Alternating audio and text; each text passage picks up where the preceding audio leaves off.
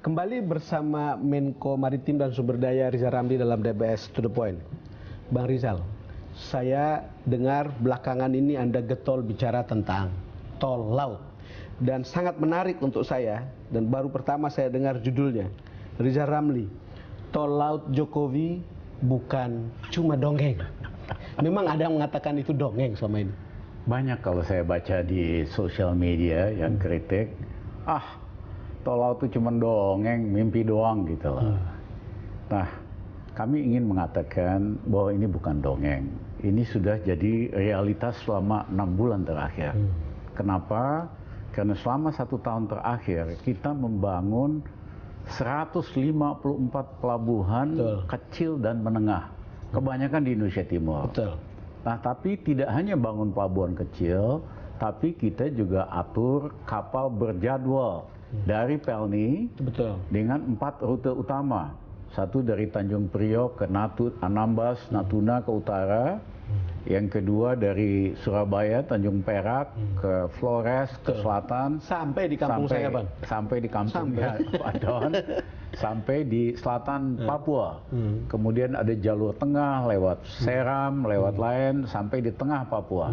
Kemudian ada yang utara lewat Maluku Utara sampai utara Papua. Jadi ini adalah jadwal kapal yang terjadwal ya. Sehingga memudahkan untuk petani lokal, pedagang lokal mengumpulkan barang untuk dijual ke daerah lain.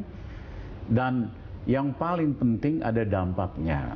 Karena selama ini harga kebutuhan pokok dan semen di sana pasti jauh lebih tinggi. Jauh lebih tinggi. Sebelum Anda teruskan, coba kita lihat gambar ini, Bang. Di soal tol laut ini, kita lihat sebentar.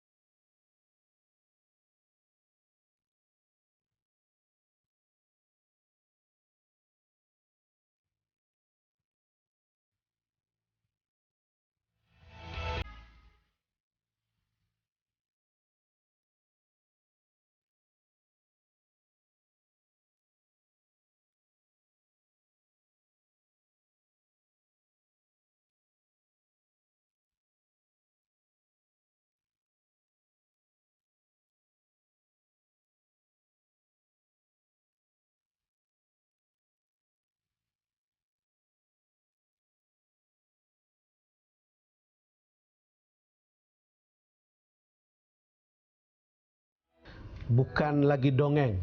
Bang Rizal bilang 6 bulan terakhir ini adalah sebuah kenyataan. Saya terus terang, saya baru pulang libur juga dan 2 kali saya ke sana dan terjadwal betul kapal memangnya ke Labuan Bajo khususnya. Tadi Bang Rizal mengatakan soal harga, kan pengaruhnya pada dampak dari tol laut ini. Apa? Dampak yang paling besar adalah harga kebutuhan pokok termasuk dan semen.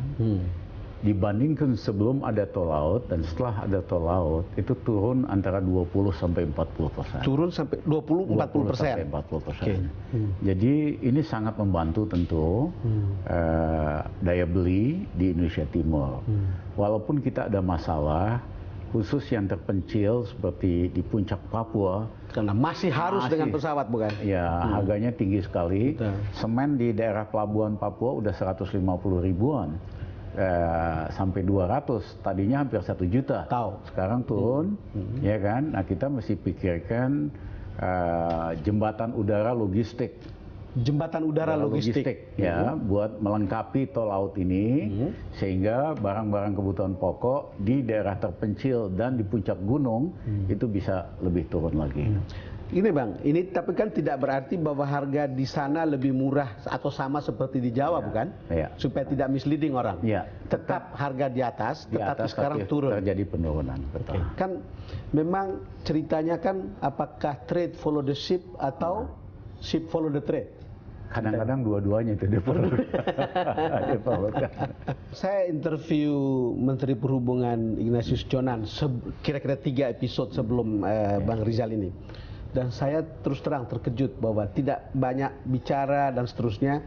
Ternyata memang banyak sekali pelabuhan di Indonesia Timur yang sudah dibangun, lalu kemudian pelabuhan udara atau bandara juga bahkan ada yang kemudian diperbaharui. Artinya kalau kita lihat ini soal biaya logistik juga apakah akan makin murah? Oh, sudah pasti. Logistik itu kan esensinya selain ada infrastrukturnya, pelabuhan atau airport, yang kedua adalah frekuensi. Itu yang menjelaskan kenapa frekuensi yang padat Jakarta-Surabaya murah, sementara jaraknya nggak terlalu jauh, harganya lebih mahal. Betul. Karena frekuensi. Nah, over time tentu frekuensi akan meningkat dengan meningkatnya perdagangan, flow orang. Kembali ke pernyataan Anda, benar orang harus disadarkan bahwa tol lautnya Jokowi itu bukan dongeng. Artinya kalau kita lihat ke depan ini, kalau infrastrukturnya semua sudah oke, akan lebih ramai, bukan? Iya, akan lebih ramai. Akan lebih lancar. Ya, dan masyarakat, terutama di daerah-daerah di Indonesia Timur, akan merasakan manfaat dari tol laut. Dan itu kemungkinan harga-harga itu bisa berimbang lah. Memang tidak terbayangkan harga satu sak semen di Papua itu 1 juta, Bang. Yes, betul. Sementara di sini bisa dapat 120, 150 kan. Betul. Kalau Anda lihat seperti ini, Anda juga sering keliling, bukan? Ketika ada hasil seperti itu, apa yang Anda rasakan? Merasa ikut bahagia, ikut senang. Istilahnya orang Ambon,